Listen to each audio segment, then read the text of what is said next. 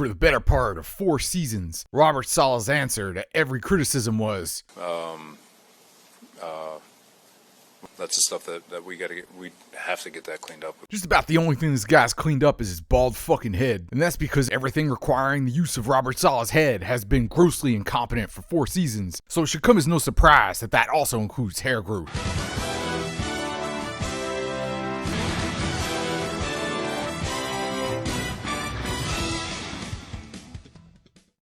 If you're a fan of the NFLOL and coaches getting called out for their own incompetence, then the following clip was made for you. But the pre-snap and post-snap penalties, those are the ones that are unacceptable. This was an issue last year, though, Robert. Last year, I think you guys were 1 or 2 in the NFL in penalties. Now this year, I think you're 4. I mean, what needs to change to clean it up? Oh, we got to figure it out. That's right. You got Robert Saleh saying, that's the stuff that we have to get that cleaned up. In regards to penalties, only to immediately be asked about the fact that his team was positively drowning in penalties the previous season. They were only ranked, dead fucking last. Oh, we got to figure it out. The numbers have actually gotten worse in 2024, but the only thing saving Robert Saleh's squad from being listed dead last again is the fact that almost every NFL team decided incompetence was a new fashion trend this season. Another longtime staple of this guy's era of error is coming out in games unprepared, poorly coached, and mismanaged on the way to barely scoring any points while giving up points on the scoreboard. It's not a formula that's highly conducive to long-term success. And surprise, surprise, the Jets have had absolutely none. Did anybody really think that the New York Jets were going to get off a flight, traveling across the Atlantic, going to London, having to wake up super early in the morning, and do anything except go down massively early to a team that is not only the 5-0 Vikings, but also a team that is led by the quarterback that Robert Saleh's crew deemed unworthy as one of the first moves that Robert Saleh and Joe Douglas made as a general manager head coach pair? They had Jamar Chase, Penei Sewell, Micah Parsons, Kyle Pitts, and a host of other blue-chip prospects. But Robert Saleh leaned over to his bachelor party drinking buddy, LaFleur brother number 2, who drunkenly exclaimed, "I don't think we really need that Trevor Lawrence guy. Zach Wilson's the better product anyway. Have you finished with that drink yet, Robert?" And when he was told that it was just an empty bottle, the LaFleur brother face-planted in a way that was symbolic of his entire offensive coordinator reign with the New York Jets. Naturally, Robert Saleh was fired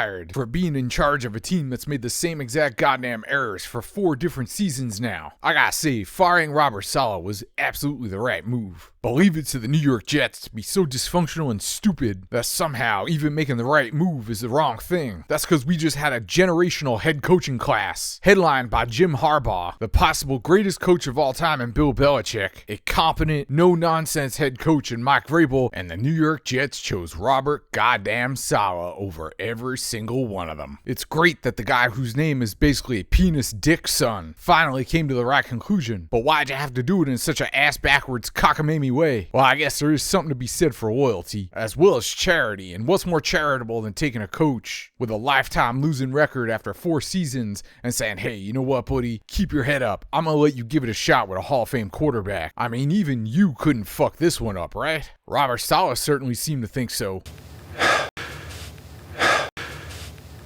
I don't think it's a surprise to decide to film this man from the hip up during Hard Knocks. Otherwise, every time Aaron Rodgers completed a pass in training camp, we were at risk for seeing this guy pop wood and have a premature ejaculation. Kind of ironic considering that penis dick son just prematurely ejaculated Robert Saleh from this NFL season. I don't have any respect for a guy that points the finger at his own drinking buddy and then at a kid barely out of college and says, "Yeah, I know I put this drunken idiot in charge of this kid out of college, but it's totally this kid's fault that this multi-billion-dollar franchise has failed for 3 seasons, even though I'm the leader. I know I probably should have had a plan in place to help this kid develop properly. I probably shouldn't have just thrown him out there in the fire with no offensive line to block for him and no wide receivers. And yeah, okay, it was probably stupid to take a guy who had literally never been an offensive coordinator, literally never developed a quarterback before, and go, hey, how about you try to develop one of the most developmental quarterbacks in the history of time? And I probably shouldn't have. This goes on for about 4 hours. But despite all that, this was not my fault. It was Zach Wilson's fault. So yeah, pardon me if I'm not exactly playing the violin for this guy. Kind of comes across to me like an absolute fucking clown. And now that his defensive coordinator, Jeff Ulbrich, has stepped into the circus, we'll see if yet another defensive rookie head coach ringmaster can right the ship, or if this thing is already the next Titanic. You know, they say the NFL is a copycat league, but when the Buffalo Bills got a hold of that memo, they clearly did not understand the spirit of the letter. Having seen the way that the Miami Dolphins handled Tua Tagovailoa's response, one of those ideal light bulbs lit up above the Buffalo Bills' head, and they said, hey, how about if our quarterback gets knocked the fuck out, and we throw him right back out there too? This, of course, happened on the way to yet another loss, dropping the Bills to 3-2 in a division that's quickly going from Clash of the Champions to The Walking Dead. If only there was a brilliant, handsome YouTuber out there somewhere who predicted that the Bills were an absolute fraud, laughed at the idea of the Jets being anything but a failure, and didn't even bother mentioning Miami during a review of the top 10 preseason rankings. Oh, where can we find such a handsome devil? Well, I'd point in the mirror, but every time I stand in front of one, it shatters instantly. Whether it's the 13-second Bills, the burning wreckage of the New York Jets, the utter flop Miami Dolphins, or wherever the fuck the New England Patriots are right now, there will be no real winner. Only a team that somehow manages to lose just a little bit less than the rest of the failures. So if you're a Jets or a Bills fan, and you're going out Monday night to fight for first place, do you celebrate if you come away with a victory? Or do you stare at the calendar, wondering what nightmares lie ahead? Because they don't give away trophies for your Week 6 record. They just laugh at you 11 weeks later when it turns out you were celebrating like a jackass for no reason. And how could I spend all this time talking about the AFC East without focusing on what might be this year's best edition of what's called the Toilet Bowl? That's when the two worst teams in the NFL go head-to-head, try to match wits, and realize one of them has Monopoly cards, and the other team showed up with a single Uno reverse card. There's no way to match anything but severe incompetence, and boy oh boy did this game have that in spades. Now I'm not going to get on the emergency quarterback too much, but at one point, Huntley overthrew Tyreek Hill at full speed. I didn't even know that was fucking possible, but yeah, that football beat Tyreek Hill to the spot just like Tyreek Hill beats his children. The football had to break the sound barrier just to beat Tyreek Hill, and Tyreek Hill had to break his child's arm just to beat him. The Patriots did actually manage to secure a 10-3 lead in the third quarter, but then alleged quarterback Jacoby Brissett and head coach Gerard Mayo must have realized that they didn't want to give Miami a top pick and the opportunity to draft Tua's replacement, because they pumped the brakes harder than Texas law is pumping the brakes on the rights of pregnant women to get medically necessary life-saving abortions. And so an ocean of New England Patriot fan tears were born. Jacoby alleged quarterback Brissett was demoted, Drake May was promoted, and Week 6 was set up to be the latest in a series of moves designed to make the Patriots fan base feel exactly what the rest of the division had felt for about 25 years under Tom Brady's rule of tyranny. Perhaps this organization sold its soul just like their green-clad brethren, and I speak for the entire NFLOL world when I say, God, I really hope this championship drought lasts even longer than the Red Sox. Now that we've roasted the entirety of the AFC East, let's focus on the rest of the NFLOL for a couple minutes. You know, back in Week 4, I was asked for some expert degenerate gambler advice. Should you bet on the Pittsburgh Steelers going up against the inept Indianapolis Colts? And I said, fuck no. Yeah, the Steelers have a winning record, and Mike Tomlin knows how to keep it that way. But his quarterback is Justin Run All Over the Fields, a man who is also simultaneously Justin Can't Pass Accurately on the fields. My advice, you cannot bet on this man. And just as he did in Week 4, Justin sometimes might be a quarterback on the fields, went out there, shat his pants, and ate the loss, but he did so for a good cause, because yet again, legions of... what's that? Sounds like a whisper in the wind. Not whisper. Sounds like Jerry Jones. That's right. How about them Cowboys? Coming out Week 5, beating the Pittsburgh Steelers, and what a great victory it is. Sure, they may have had a winning record going into this game.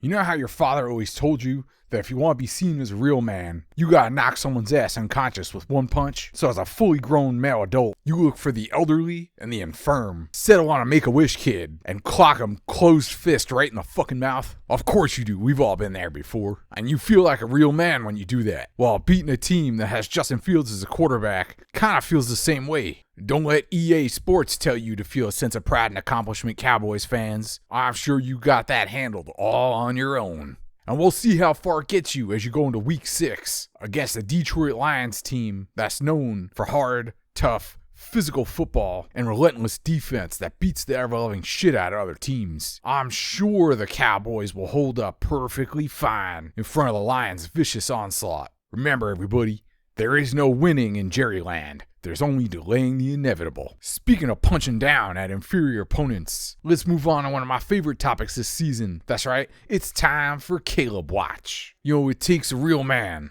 to admit his mistakes and change up his position when new developments and further evidence comes to light. And that's why, after Caleb Williams threw for yet another 300 plus yards, but this time had 2 touchdowns and no interceptions, I would like to say that Caleb is still an absolute fucking bust, and the Bears will still be known as a factory of quarterback failure for years to come. You can put paint on a fingernail and lipstick on a pig, but the fact of the matter is, you just went up against the worst team in the entire NFL, and that's at a time when the NFL itself is at a particularly low point in terms of the quality of the teams that are in it. So I don't want to hear about no goddamn beating that they laid on the Carolina Panthers. But I will admit, hey, it's a nice step for the kid. And if I wasn't a complete and utter piece of shit as a human being, I'd probably say he's a rookie who's supposed to have struggles, and you want to see positive steps in the right direction like this. But what's more cruel? Refusing to admit that there's some positive signs in his development, or leaning into that and giving Chicago Bears fans hope? I wonder if there's ever been a time in recent modern NFLOL history where they've similarly been given a little bit of hope as far as their quarterback's development goes, only to have it come crashing down as suddenly and quickly as it had arrived. In this crazy sport, you never know which way the wind is blowing. I mean, which way. Let's travel to the West Coast, where we find evidence that Kyle Shanahan has his team in prime Super Bowl form. After all, nothing says Kyle Shanahan and Super Bowl quite like going up huge at halftime and blowing an enormous lead faster than you could say 28-3. I mean, at a certain point, how the fuck does this shit keep happening?